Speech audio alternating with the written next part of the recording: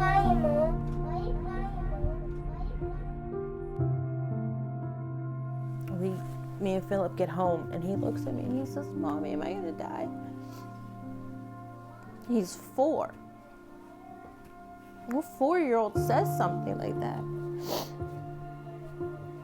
And we sat right on the dining room floor and cried. And I just told her, no, you're not. And that's when it started all over.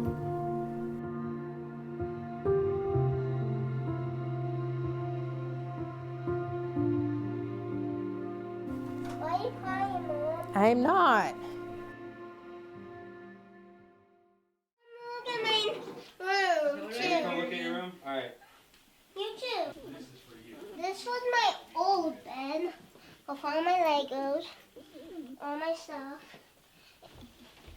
Whoa. Look at all this cool stuff. Slingshot. Slingshot? Slingshot. Can I see this? Be careful. Because I you like like toys? Legos and very much. Very much. This one is Mila make me. Mila made that for you? Did she? Grab, no, that. Do you want me to grab this? Yeah. I gotta show you. Uh-oh, you gonna show us? Oh, it's a flashlight? Hey, you. That's awesome. My name is Philip Igo. I am Philip's father. I am a painter at a Cleveland local 707. Mama, come and get me. I'm Melissa Igo, Philip's mother. I worked for the post office because I'm unable to work right now. This is Philip. He is 6 years old. He will be starting kindergarten from home here soon. So we're getting excited about that. Philip, are you getting excited for kindergarten? No? Not really at all. It all happened in Mother's Day weekend 2018. I left work in Maryland. I was doing a big construction project on a Friday. I got home Friday night. Saturday morning, Melissa went to work, and I noticed Philip holding his side, and there was a bump sticking out. I thought he injured it somehow, and it wasn't right. So I took him to the emergency room. They did an ultrasound and found it was a large mass, and told us we had to go to Akron Children's main campus. Our world flipped upside down from that day. So when Phil called me, like, you need to get here, because I was at work. You need to get here. He has a mass. So I'm on my way, and by the time I get there, she came out directly and said, this is hepatoblastoma. And I'm like, well, what is hepatoblastoma? It's liver cancer. His liver, 3/4 of it was covered by a tumor. What do you think of his how? Yeah. How this happened, why this happened. How does your kid that doesn't even get a cold, that doesn't ever get sick, how does he get cancer? It's stage 3 too, so it was pretty significant. So we ended up doing 2 rounds of chemo, an MRI to check the progress, 2 more rounds of chemo, and then they did another MRI, and then we did the surgery. So when they did the surgery, they took the 2 left lobes, and then he lost his gallbladder too. They were able to save the right 2 lobes and get all of the cancer. The surgeon came out, he was like, I got it all. And, but we ended up doing 2 more cycles afterwards. They wanted to make sure that nothing grew back, or there was not like a single missed cancer cell that can regrow. So.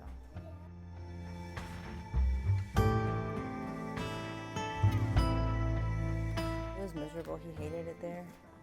He wouldn't let any nurse near him. The one other nurse, who is also a redhead, was the only one that was allowed to be in the room. The only one. He would scream his head off anytime any other nurse came in.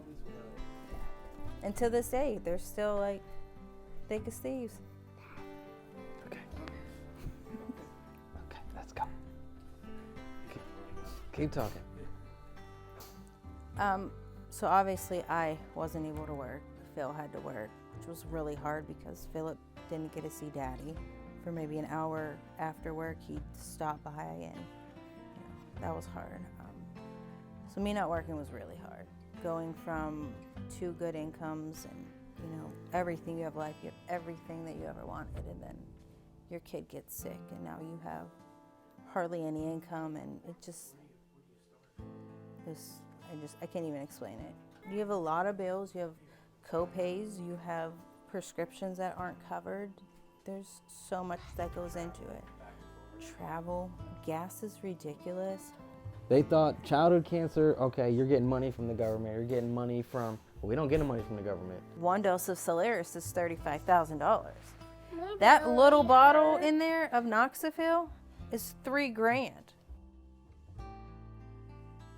So he was officially cancer-free in November of 2018. And then we would go every month through all of 2019. He would go every month, see his oncologist, get his blood work, get his labs. And everything was good. All of his labs were great. All of his markers were great. He was great. He was getting back to himself, playing swords in the shirt. I mean, running around, just being a happy little boy. He goes for his appointment in August, and his one tumor marker, the alpha-fetoprotein, came back elevated. So the doctor says, well, let's get an ultrasound and let's get some blood work just to check. His blood work came back. I no sooner left Mahoning Valley, which is Akron Children's in Mahoning Valley, and got to Borman Park, which is only a few minutes around the corner. And Not even a mile away. She's calling me like, you need to get him back right now. Now.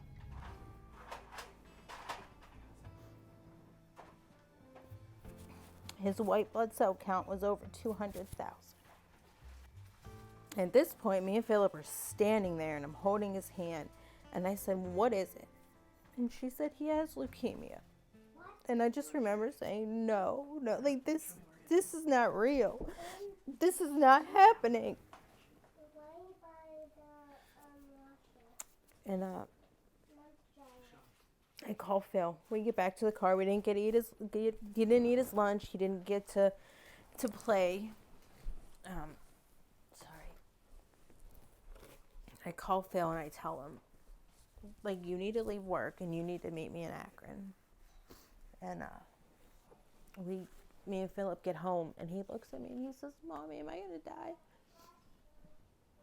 He's 4. What 4-year-old says something like that? And we sat right on the dining room floor and cried. And I said, no, you're not. So we, like I said, we packed our bags and we got some toys and we went to Akron. We slept the entire way. And when we got there, it was nothing to him. Sat on the bed and he ate cereal and he made his silly voices and talked to the nurses and smacked some nurses' butts.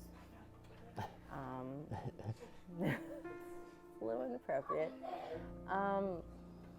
When they ran a ton of tests, I mean, oh my God, so many tests. Got his port put back in, all the stuff that needed to be done, and they came up with treatment-related AML. So the chemo from the liver cancer caused leukemia. The cisplatin that he got is terrible. I believe that's the 1970s drug that's still being used. So it shows you how far their advancement for this type of leukemia has gone. Hasn't gone that far. That's what happens when you only have 4% of funding. Because it's poison. And they tell you that the poison you had to put in your kid to save him caused another illness. And now you have to give him more poison because you have to save him. What do you do? Just put it in here? Yeah. Here, put it in there and try to hit Jacob. Try to shoot it at the camera. Can you get him? So all summer 2021, actually pretty much all year of 2021, we were in and out of the hospital. We were only home maybe 15 days. July 9th, we went in for what we thought was graft versus host. And we ended up being there for 105 days. So during that time, his lungs started bleeding, and they didn't know if it was a fungal infection or if it was TMA. But again, it was the chemo. Azacitidine caused his lungs to bleed and to fill up. He went into respiratory failure, and he went down in the PIC unit and ended up intubated for 30 days. The second day there, they came and they said, "You need to come to this room. We need to talk to you." And I looked at her and I said, "If you're going to tell me my kid's going to die, get away from me." They told us he wouldn't make it. Within 48 hours, he'd go into cardiac arrest. If we would have tried, if he would have went into cardiac destroyed him arrest anyways. and we would have tried to save him, it would have done so much damage to him. Broken ribs, punctured lungs. There would have been no way to fix it. None. So we signed a DNR. You never want to have to do that for your kid. I'm not crying. Yes, you No, are. he's not. I just love you so much. I get emotional sometimes.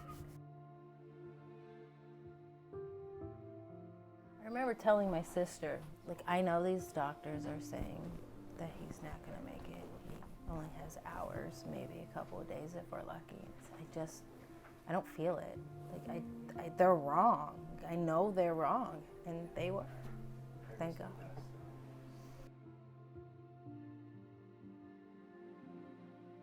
He has to have another transplant. It's the only way to cure AML, but they're afraid of what will happen to his body if they give him that chemo again.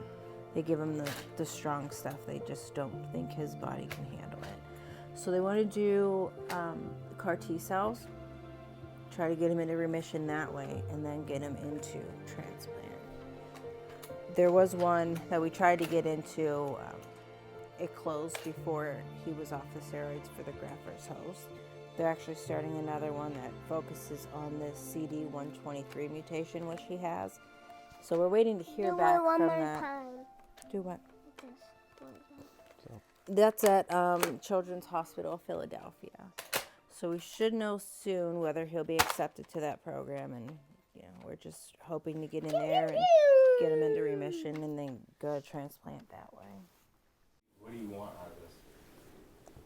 I want a cure. People need to know what childhood cancer is really like. Childhood cancer is your child screaming and trying to run because they don't want their port access. Childhood cancer is seeing your child get a tube shoved down their throat to keep them alive. It's not all smiling faces. It's raw and it's scary and it's emotional and it's hard. But somebody has to be out there to fix it. Help us save our kids. That's all we want.